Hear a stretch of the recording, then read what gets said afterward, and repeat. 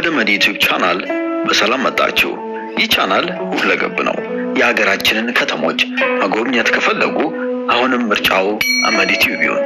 እንዲሁም ወገኖቹን መርዳት፣ ወገኖቹን ማገዝ ህልሞም ከሆነ ይህንን ለማሳካት የመዲ ዩቲዩብን መጠቀም ይችላሉ።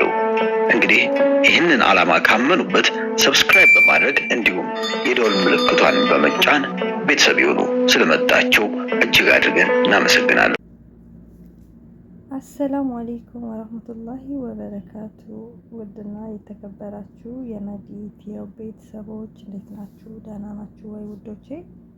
እኔ በጣም ደህና ነኝ አልሐምዱሊላህ። እናንተ እንዴት ናችሁ? ሁሉ ሰላም?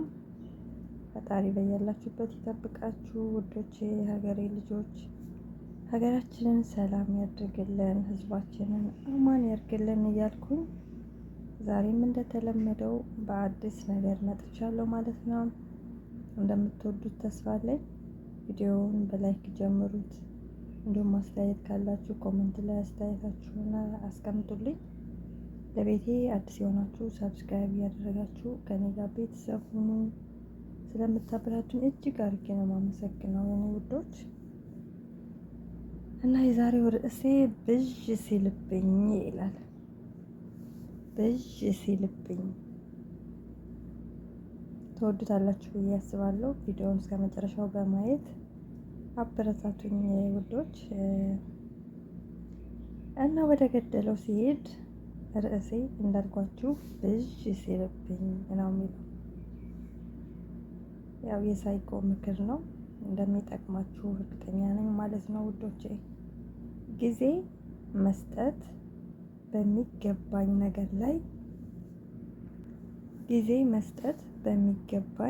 ነገር ላይ በመቸኮሌ፣ ጊዜ መስጠት በማይገባኝ ነገር ላይ ደግሞ በማዝገሜ ብዙ አባክኛለሁ እስክነቃ ድረስ ይላል።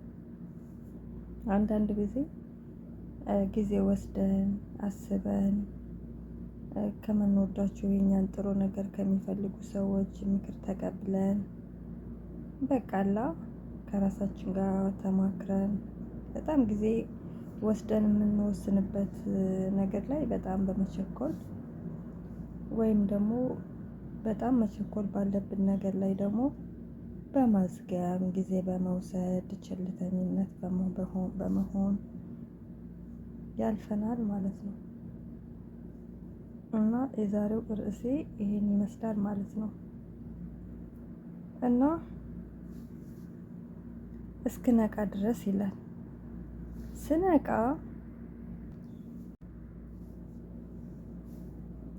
ስነቃ ማንኛውንም ምርጫና ውሳኔ ከማድረጌ በፊት ለሁኔታው የሚመጥነውን ጊዜ መስጠት፣ ማሰብን፣ ማመዛዘንን፣ አስፈላጊ ከሆነ ምክር መቀበልን እለማመዳለሁ ይላል። አንደኛ ደረጃ ላይ ማለት ነው። በሁለተኛ ደረጃ ላይ የተቀመጠው የወደፊቱን ህይወቴን አቅጣጫ እስከ ወዲያኛው የሚቀይሩ ሁኔታዎች ላይ በጊዜያዊ ስሜት መነሳሳት ከመወሰኔ መቆጠብ በቂ ጊዜ እሰጣቸዋለሁ ይላል ማለት ነው። ሶስተኛ ተራ ቁጥር 3 ላይ የተቀመጠው ምንም ብጎብዝ ብልህ ብሆንና ለነገሮቹ ጊዜ ብሰጣቸው አንዳንድ ጊዜ የተሳሳቱ ውሳኔዎችን ላስተናግድ እንደምችል አምኜ መቀበል፣ ስሳሳት ራሴን ከመውቀስ ይልቅ መፍትሄው ላይ አተኩራለሁ ይላል ማለት ነው። ምንም አልሆንኩም፣ ንቁ ሰው ነኝ፣ አልፈዝም፣ አልደነዝዝም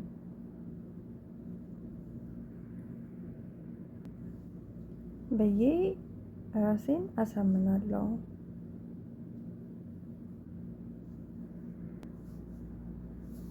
ተራ ቁጥር 3 ላይ እንደዚህ ይላል ማለት ነው። እና ሰዎች ነንና ምንም ያክል ብናስብ ብናንሰላስል ጊዜ ወስደን አማካሪ ይዘን አማክረን በቃ አሁን ትክክል ነኝ እርግጠኛ ነኝ በቃ ምንም አይነት ሸክ አይሰማኝም መወሰን አለብኝ ብለን የወሰንነው ነገር እስከ መጨረሻው ድረስ ባሰብነው ልክ ይሄዳል ብለን ከገመትን ወይም እዛ አይነት ድምዳሜ ላይ ከደረስን መሀል ላይ የሆነ ነገር ቢፈጠር እንዳንጎዳ ራሳችንን ማዘጋጀት መቻል አለብን ማለት ነው። በየትኛውም ነገር ላይ የቱንም ያክል ጊዜ ወስደን ያሰብንበት ጊዜ ወስደን በጣም ብዙ ፈጅተን የደመደምነው ነገር እስከ መጨረሻው ላይ አልጋ ባልጋ እንደሆነ ይቀጥላል ብለን ካሰብን የሚከሰተውን ነገር ካለ እንኳን መሀል ላይ በጣም መቋቋም ያቅተናል ማለት ነው። ስለዚህ የሆነ ነገር ቢፈጠር እንዴት መሻገር እሱን እንዴት ማለፍ እንዳለብን በሚገባ እሱንም ማሰብ ይጠበቅብናል ማለት ነው። ምክንያቱም የነገን የሚያውቅ ፈጣሪ እንጂ ሰው ስለማያውቅ ማለት ነው። ከኛ የሚገባው ስበቡን ማድረስ ነው። ማድረግ ያለብንን እንደ ሰውኛ በጥንቃቄ ነገሮችን ማድረግ ነው። ከዛ በተረፈ ፈጣሪ ይጨመርበት ማለት ነው። እንግዲህ መሀል ላይም ፈጣሪ ከመጥፎ ነገር ይጠብቀን ከሆነ ያንን ነገር እንዴት መቋቋም እንዳለብን አብረን ጎን ለጎን ማሰብ መቻል አለብን ማለት ነው። አንዳንድ ጊዜ በጣም ብዙ ሰዎች ካያችሁ ስብርብራቸው ወጥቶ ድጋሜ ሰው አልሆንም ብለው ተስፋ ቆርጠው በጣም በቃ ዲፕሬሽን ውስጥ የሚኖሩ ብዙ ሰዎች አሉ። በጣም ብዙ አቅም ያላቸው ግን ደግሞ አቅማቸውን ያልታያቸው አቅማቸው ያላወቁ ምክንያቱም ጅማሯቸው በጣም አሪፍ ነበረ። አልጋ ባልጋ የሆነ ህይወት ነበር የሚኖሩት። ስኬታማ ነበሩ።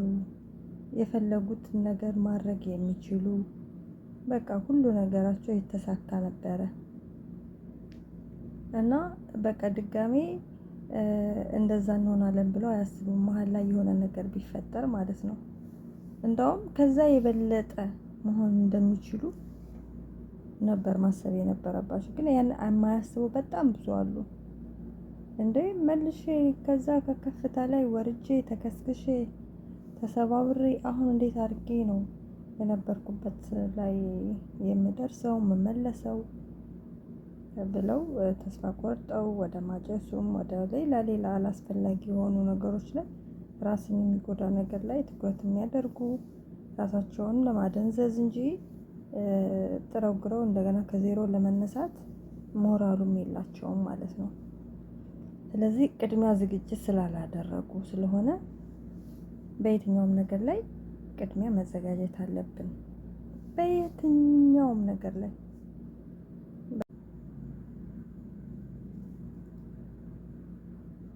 እና ተስፋ እንዳትቆርጡ እላችኋለሁ ውዶቼ። ዛሬዋ አጠር ያለች ምክር ይሄን ይመስላል። በቀጣይ እስከምንገናኝ ድረስ በያላችሁበት የፈጣሪ ሰላም አይለያችሁ። ወዳችኋለሁ። ሰላም ለኢትዮጵያችን። ባይ ባይ። ከዚህ ቀደም የሰራናቸውን ድንቅ ስራዎች ይመልከቱ። በመጨረሻም ሰብስክራይብ ማድረግ አይርሱ።